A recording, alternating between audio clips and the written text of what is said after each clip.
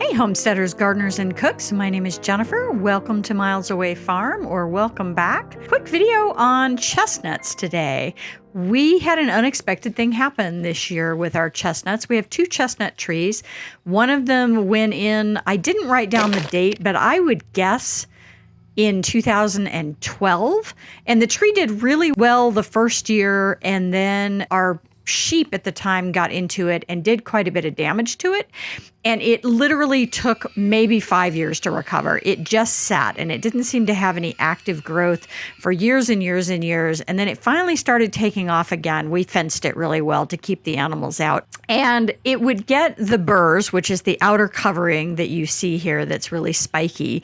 But the tree itself was not pollinated because we didn't have a second chestnut tree, and they need multiple trees in order to get pollination. They're wind pollinated, so you have to have a second tree for pollen. So we did plant a second tree, and that went in quite a bit later, and it's still quite small. And so I just haven't really expected to see any actual fruit on this tree because I didn't think we were getting enough pollen to actually get any nuts, even though we were starting to get the burrs.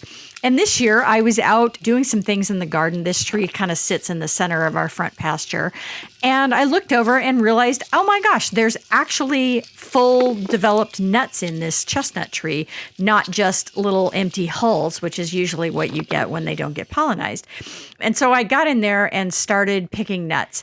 And I don't really know a whole lot about chestnuts. This is one of those long-term projects that you kind of learn as you go. And what I have since figured out is when you harvest them, you should harvest them from the ones that fall to the ground. If they are still on the tree, you should just leave them there because they're not fully ripe and it can do damage to the branches when you pull off those burrs. And so you should just wait for them to fall on their own. And this can take place over a period of 4 or 5 weeks.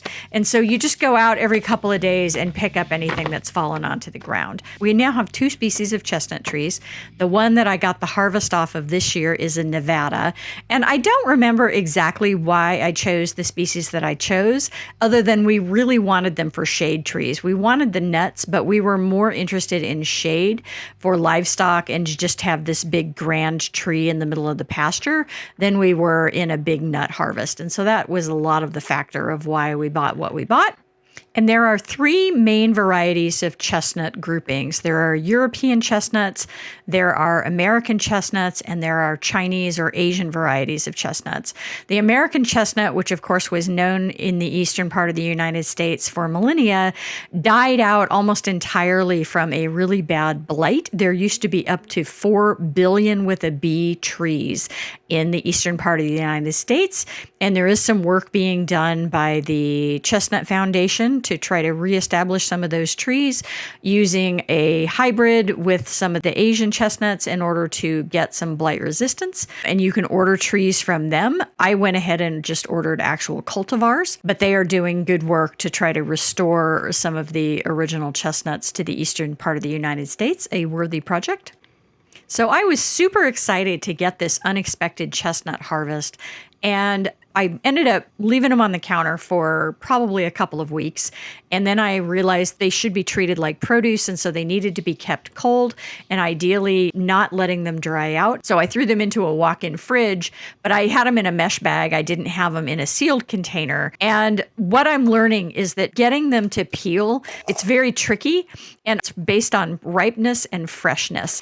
And so you want the ones that have fallen to the ground. You don't want the ones that were still on the tree. And some of these did come from the tree itself because I didn't know that at the time. And then you want to process them fairly quickly after you pick them up off the ground. The longer you let them sit, the harder they are to process. There's an inner coating on the inside of the chestnut nut that you want to peel off, and getting that to actually peel off can be quite tricky based on the age. I went down the rabbit hole. I watched probably 15 different videos on how to process chestnuts online, and the information is all over the place. It is put an X on them. You put a single line through them. You use a pair of scissors to make a line through them. You make the cut on them on the rounded part of the nut. You make the cut on them on the flat side of the nut. You roast them cut side down. You roast them cut side up. You boil them. You don't boil them, but you soak them overnight. You boil them for 5 minutes. You boil them for 30 minutes. You roast them at 350. You roast them at 425. You roast them for 5 or 10 minutes. You roast them for a half an hour. There's no consensus guess on how to process these, which leads me to believe that the thing that makes the most difference and that really matters is how fresh the chestnuts are and whether or not they've been handled well and refrigerated before you process them. So live and learn. Next year, I hopefully will do better. I had visions in my head of having a video of literally chestnuts roasting on an open fire, but that did not happen. We were having terrible problems here with getting these to shell well. And what happens is they stick. They stick inside the shell, or that inner lining that's on the nut itself sticks to the nut. And that lining is very tannic and very unpleasant to eat. And so you really need it to come off. The other thing that you'll see is roast them and then let them steam in a closed container. Don't let them cool off. Peel them when they're piping hot. I found that when they were done well, I was plucking some of these out of the shells the following day. If they wanted to release, they released. And if they didn't want to release, no matter what I did, it didn't matter. It's interesting that in my cooking reference books on chestnuts, they either talk about roasting them or they talk about boiling them, but nobody talks about doing one and then the other. And yet everything I saw on the internet indicated that you should do one and then the other. So my nuts were a mix of different ages, some that had fallen off the tree, some that hadn't. And then I didn't refrigerate them right away, and that was definitely a mistake. And I would guess that I probably got 50% of these that shelled really easily and were ready to go, and the other 50% just wouldn't come off no matter what I did. So I did a bunch of testing this year, and hopefully next year I will have much better luck with chestnuts. This was a fun project, and we look forward to getting more chestnuts as the years go on. And if you're interested in chestnuts and you happen to have a stash this late in the season that isn't too dried out to use, I have a recipe for chestnut bisque on my channel, and I will leave a link to that below. Merry Christmas, you guys. And hopefully next year we will have chestnuts roasting on an open fire. Thanks for watching, tribe. If you like this kind of content, give me a thumbs up, subscribe, leave me a comment, and share. I have new content coming out every week.